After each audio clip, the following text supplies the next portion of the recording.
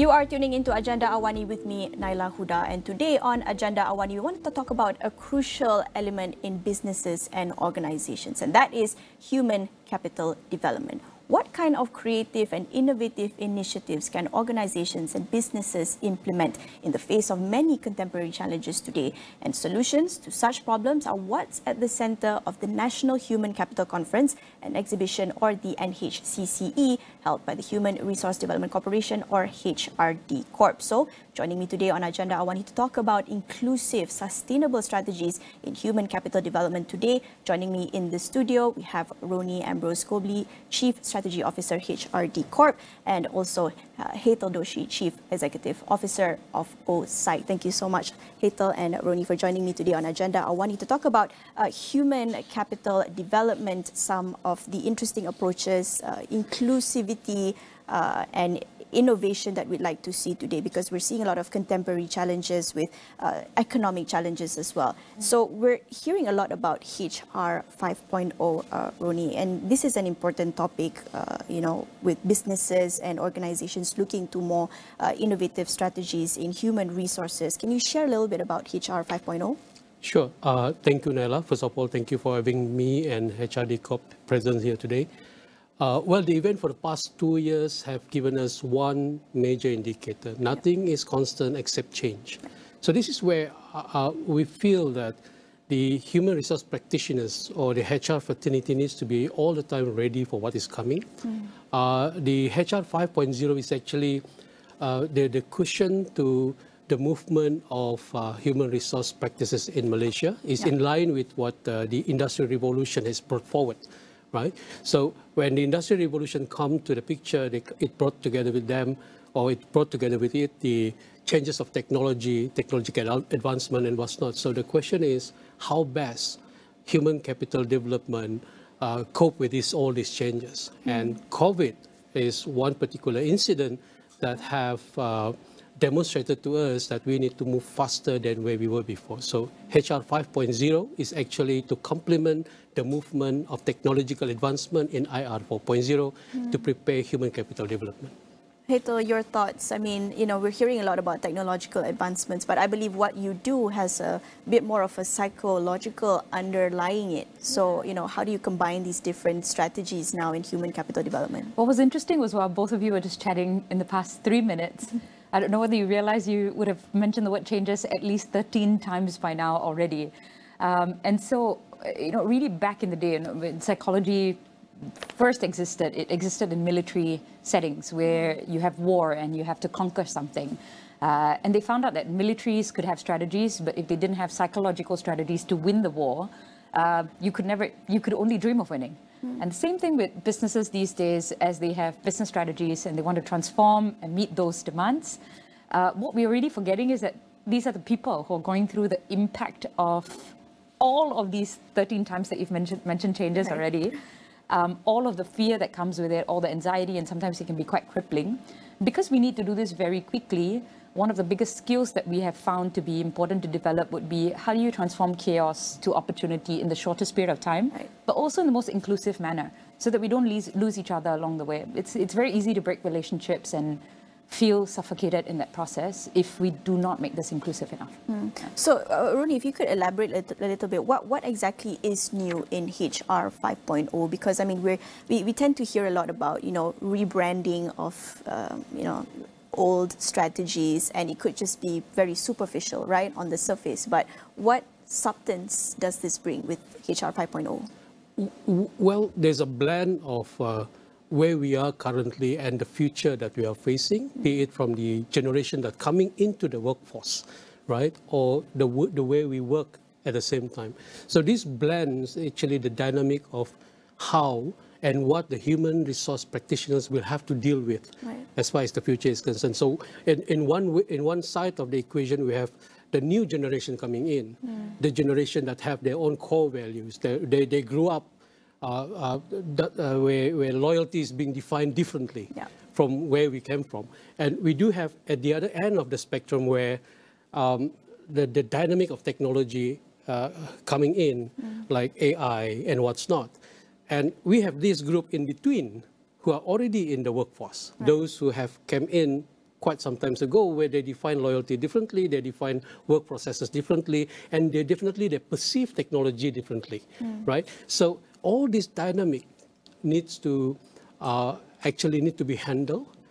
So among the topic that we are looking at is the future of job, how we culturalize change at the workplace, so that policies does not stick as it is for more than 2 or 3 years, for example. So these are the changes, or rather the way we need to manage changes in the organization. Again, with the changes, right? That is the 15th time that we pronounce changes. Yeah. Got to add 2 more to the toll now. Before we get into, I do want to talk about the conference, because I think that's where we, or the general public gets to learn more about HR 5.0. But before we move on to that, Hetal, I mean, we're talking about change, we're talking about challenges. What exactly are the current challenges in human capital development now? I mean, with the underlining issues of the COVID-19 pandemic still persisting to this day. I mean, the current challenges today, moving on from that. Right. One of the interesting things or themes that came up during the pandemic was mental illness. From there, post-pandemic, they're moving on towards mental health. And now we're also looking at something called psychological risk. What is interesting is that it has gone from illness to individual mental health, but now they're looking at how organizations create their own drama. So while we say, people should be well and they should be healthy, but what if the drama is being created by the organization itself? We're looking at an international standard, not Hetal standard or not like Malaysia standard, international standard to measure the amount of drama there is in the workplace and the types of drama, the intensity, the pervasiveness, and the longevity of it as well. And it's really fun because it becomes very data-driven and everyone takes accountability of it rather than the individuals. In Malaysia right now, the level of risk, which is meant to be at 20% risk. So imagine if you send your kids to school, you don't want them to go through so much drama. It's supposed to be 20% at maximum, but in Malaysia, our current risk level is at 40%. And the level of well-being for people to cope with it should be at 80%, but it's only 60%. So imagine driving a car, there's like 60% well and 40% chance of breaking down. We probably would never drive a car like that. But people will normally say, it's okay, it's normal. But what is normal isn't okay. So one of the interesting things is to be able to pin down what are these risks, what are these drama, and what do we do about it.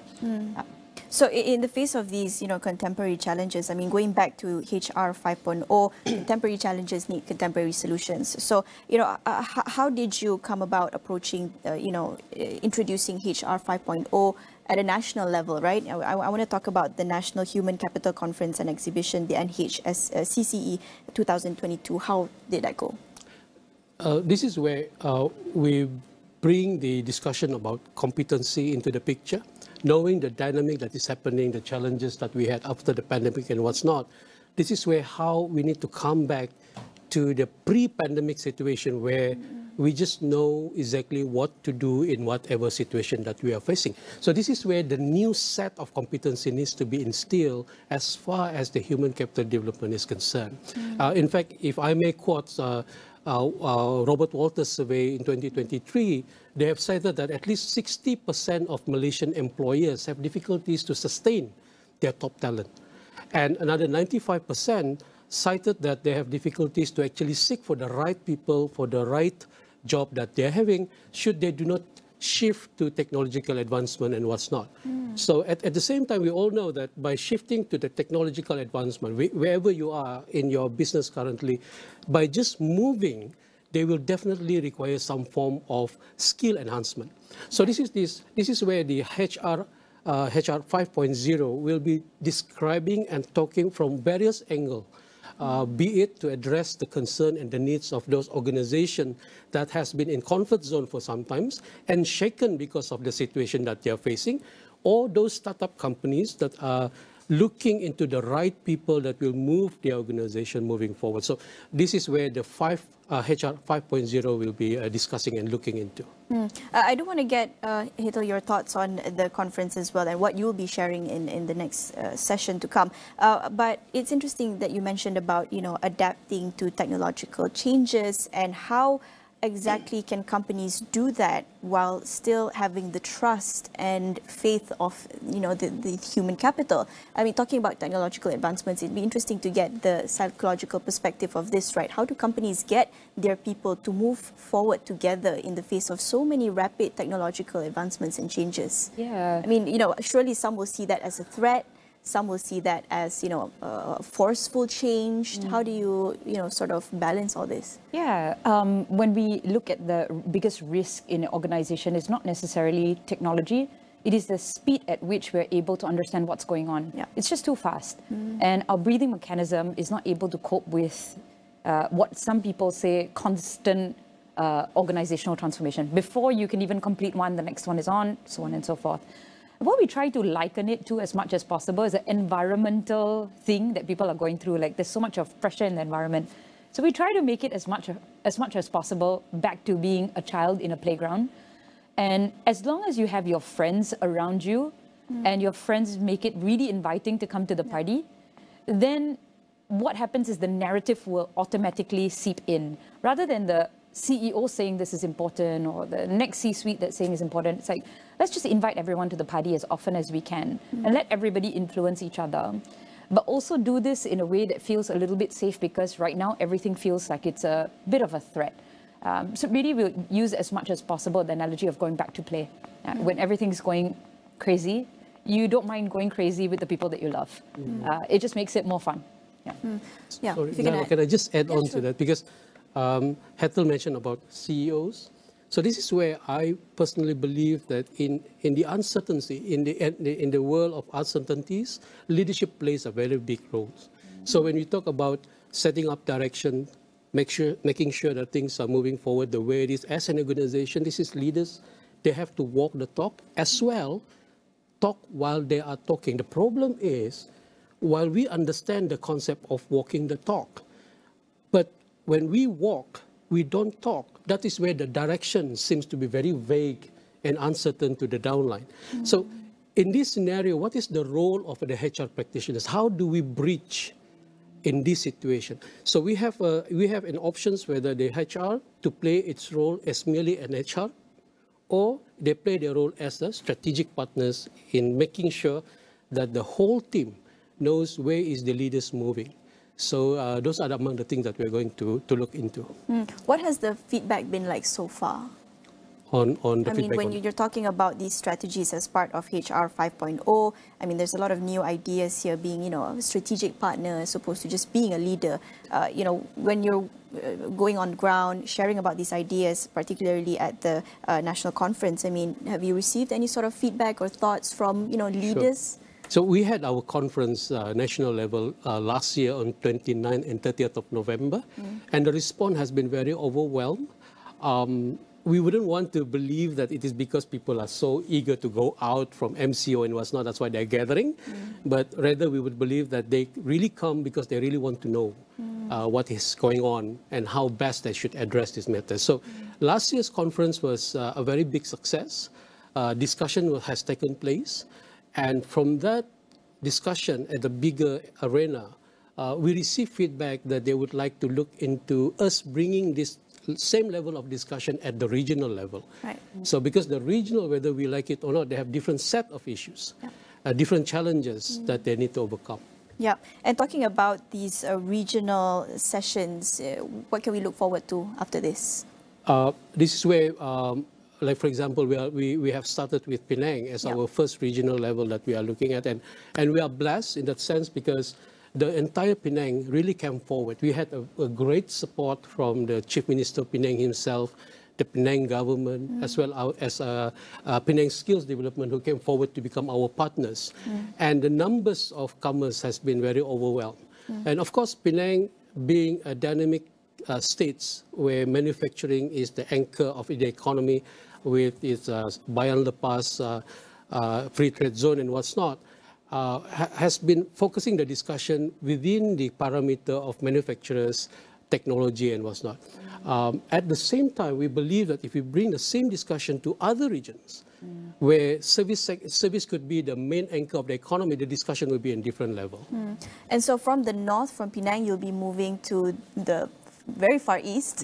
Yes, to the Borneo region, I believe. And Hetal, you'll be a moderator and also a speaker in the upcoming NHCCE 2023 in the Borneo region on the 4th and the 5th July. Can you tell us a little bit about the regional series that we can expect in Sabah? Yeah, I'm super looking forward to it because we, if you look at one of our primary economic drivers, it would be the oil, gas and energy sector.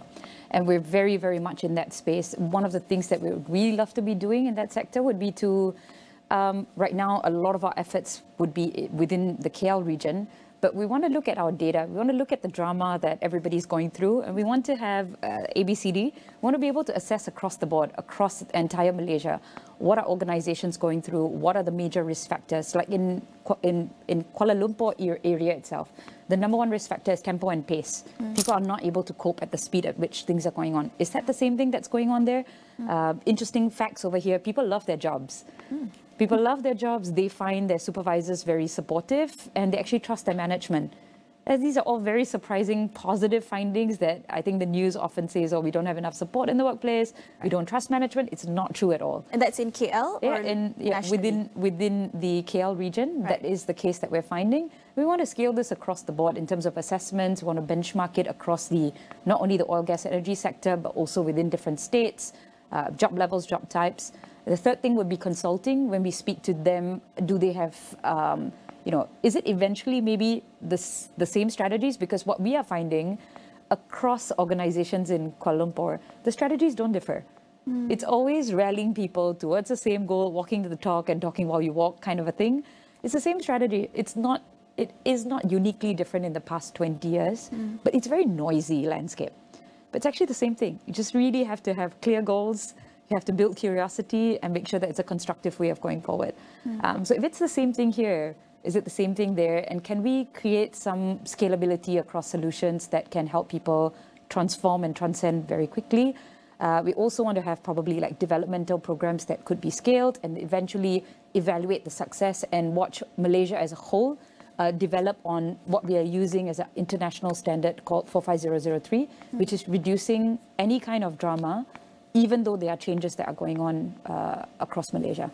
It's interesting that you posed the question about whether the KL case study can be applied to other areas and other regions, particularly the Borneo region. I mean, do you expect there to be a different sort of discourse or certain set of questions that could be different? If I could, I would have to hold my tongue back a little bit, but in the past, because we've been doing a bit of work over there as well, and we've met a lot of Sabah and Sarawakians over here as well, I think that there will be a huge uniqueness. Their biggest asset and their biggest strength would be relationships. And I think with very strong relationships, and also interesting things like singing and dancing, people who sing more and dance more typically can rally people faster and better. So I'm really wondering maybe they do have a superior competitive edge because being united and having harmony is a massive strength for them. So I'm wondering whether they potentially have a massive edge over everyone else because it's no longer about meeting business goals, it's about how you can meet them quickly. Yeah. That's very interesting.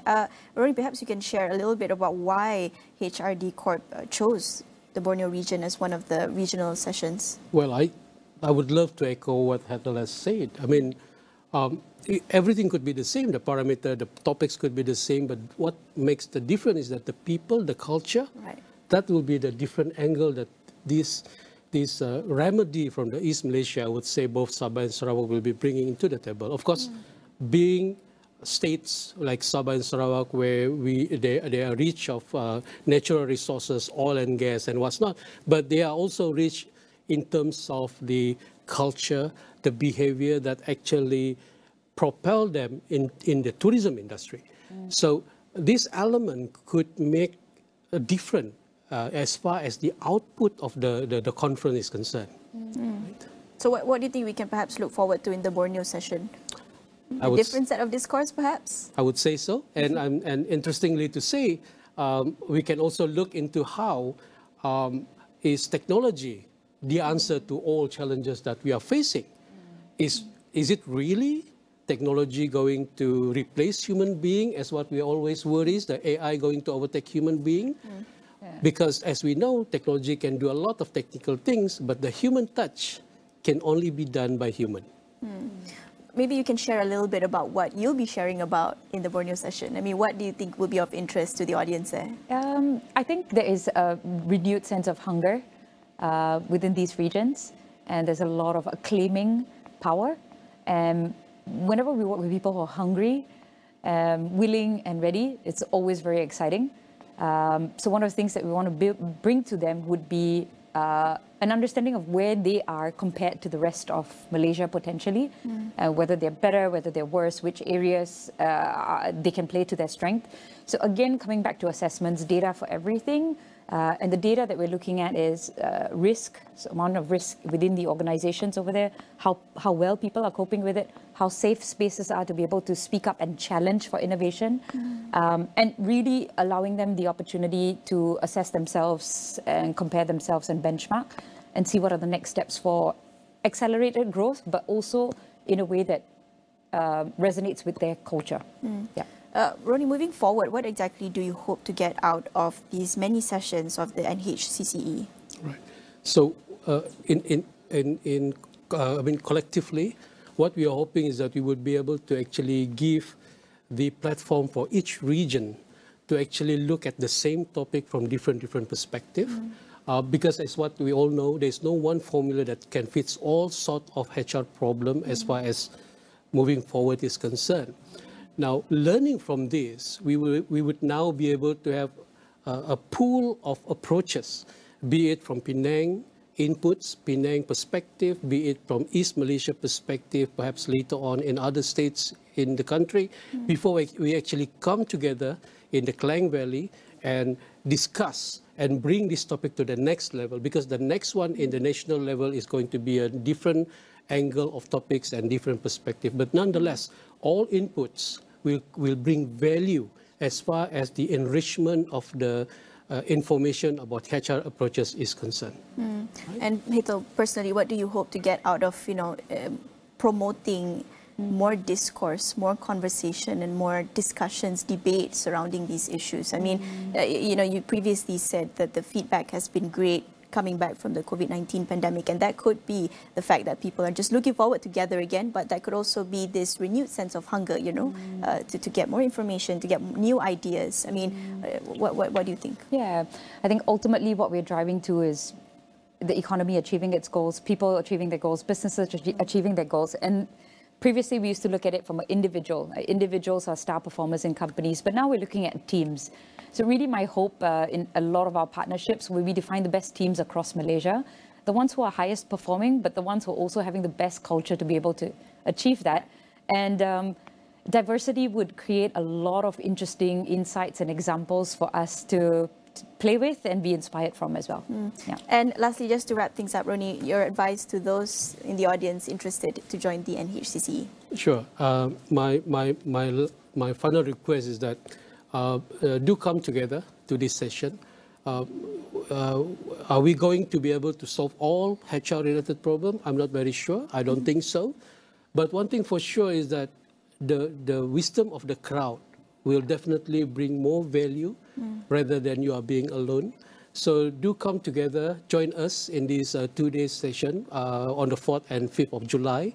That will be held in Sabah International Convention Center. Like what the saying says, if you want to go fast, you go alone. If you want to go far, we go together. And we hope to see that. Thank you so much for joining me today and sharing a little bit about human capital development, some inclusive and sustainable ideas that we'd like to see moving forward in the area of human capital development. And we hope to see a lot of these ideas and this interesting discourse shared in the conference. Thanks so much once again, Rony Ambrose, Gobilee Chief Strategy Officer of HRD Corp, and Hetal Deshi, Chief Executive Officer of Psych, joining me today on Agenda Awani, talking a little bit about the national conference, the NHCCE. Good luck and all the best with that, and we'll hope to see you there. Thanks so much for joining me on Agenda Awani. That's all for this hour with me, Naila Huda. We'll see you again.